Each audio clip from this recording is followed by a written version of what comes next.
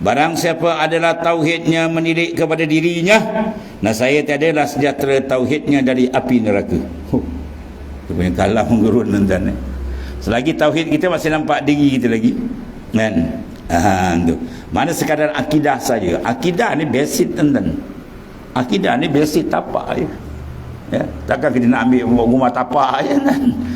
Kita ada pembinaan rumah tu, mana pembinaan mana makrifat yang khasah tu, mana pembinaan mana tempat rohani kita yang cantik. Kena bina lah, jangan ambil basic ni.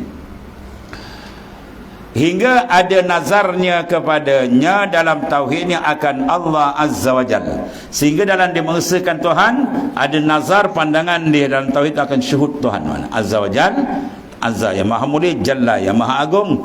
Maka inilah dia panggil syukur kepada nikmat yang amat besar. Dia kembali sini balik tuan, ya, cantik dia pusing. Baru dia panggil syukur yang sebenar besar, itulah dia, ya. Dan baru dikenal akan Tuhan dengan sebenar kenal sampai membentuk syuhud qalbi dan musyahadah, mahabbah kuat.